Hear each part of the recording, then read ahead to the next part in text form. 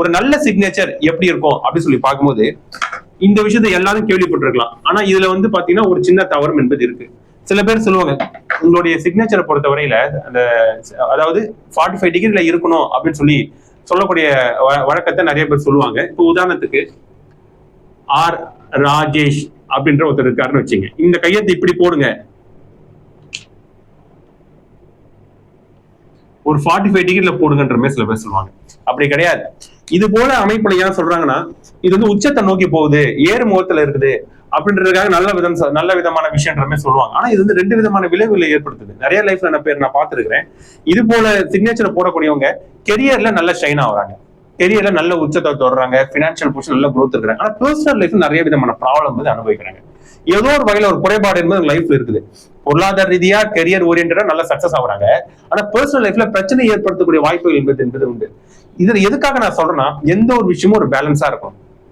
அதாவது கூட குறைச்சல் இல்லாம கரெக்டா பேலன்ஸான ஒரு அமைப்புல இருக்கும் லைஃப் ரொம்ப நல்லபடியா போகும். அப்படிங்கிறது 45 டிகிரில போடாம ஒண்ணு உங்களுடைய சைனை 180 டிகிரில போட்டாலே சிறப்பான ஒரு அமைப்பு இருக்கும். இது வந்து பாத்தீங்கன்னா 180 டிகிரி. இதுதான் வந்து பாத்தீங்கன்னா 180. இது அப்படி நம்ம வந்து கொஞ்சம் டீவியேஷன் பண்ணி 15 டிகிரியும் போடலாம். கொஞ்சோண்டு நம்ம திருப்பிக்க வேண்டியது இருக்கும். ஆர் இப்படி போட்டுக்கலாம். இப்படி போன பட்சத்துல கொஞ்சமா நம்ம திருப்பி இது முன்னாடி ஃபர்ஸ்ட் ஒண்ணு போட்டிருந்தேன், அது ரொம்ப டிவியேஷன் ஆகி 45 டிகிரில இருந்துச்சு. அது நிறைய விதமா ஒரு உச்சத்தை தொடுவாங்க. ஆனா அதே டைம்ல பர்சனல் லெவல் நிறைய விதமான ப்ராப்ளத்தை அனுபவிப்பாங்க. இது வந்து ஓரளவுக்கு பேலன்ஸ் பண்ணி கொண்டு போகக்கூடிய அமைப்புகள் இருக்கும். இதுவும் நல்ல அமைப்புன்ற மாதிரி நம்ம எடுத்துக்கலாம். அதே போல இந்த கையெழுத்துக்கு கீழே ஒரு லைன் போடும்ல, இது நிறைய பேர் வந்து போடுவாங்க, நீங்க பார்த்திருப்பீங்க. நீங்க இப்ப நான் வேற ஒரு பேர் சொல்றேன் பாருங்க. இப்ப ஆர் கவிதா.